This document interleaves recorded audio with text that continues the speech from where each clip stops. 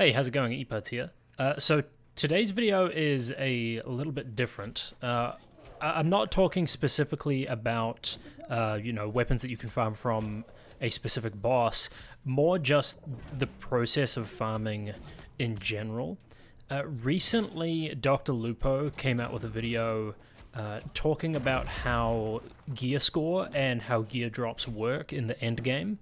I'm not going to go into too much detail about that. If you want to watch his video, link is in the description below.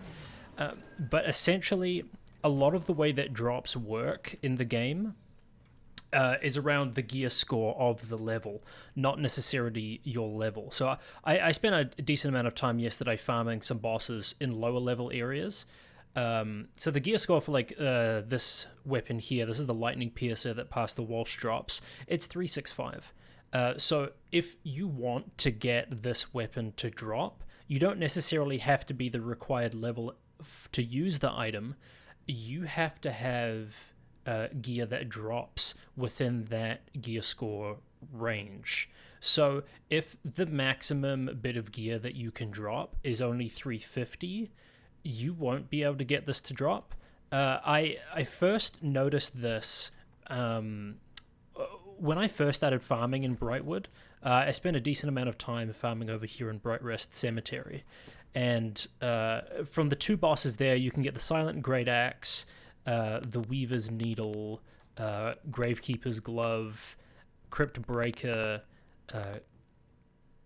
Edmund's Fishing Spear, and the Ritualist's Lancet.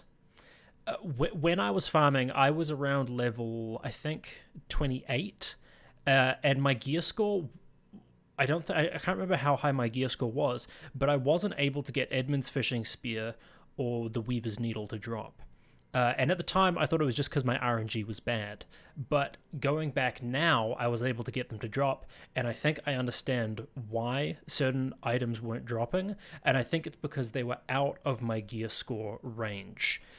So this is one thing to keep in mind, that if you're trying to farm something that is like well above your level, you might not be able to get the gear that specific enemy drops because you're not within the gear score range for the items they drop.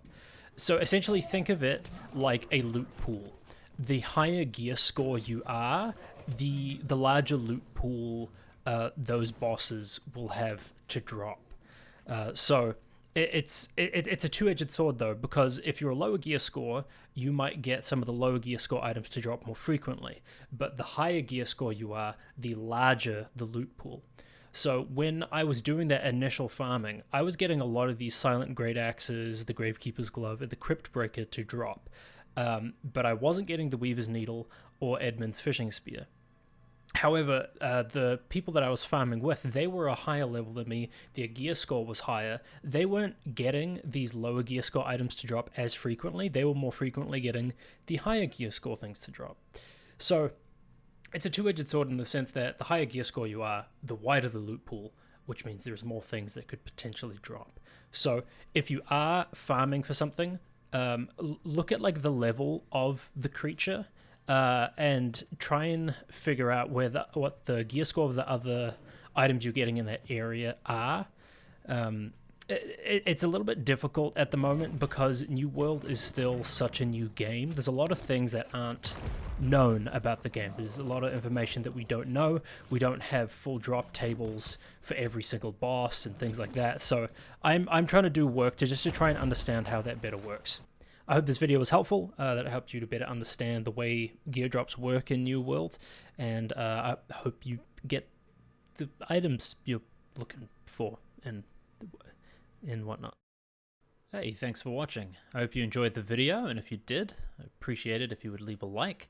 If you want to see more content like this, make sure to hit the subscribe button. And if you want to watch something else, I'm sure there's a video being recommended on the screen right now.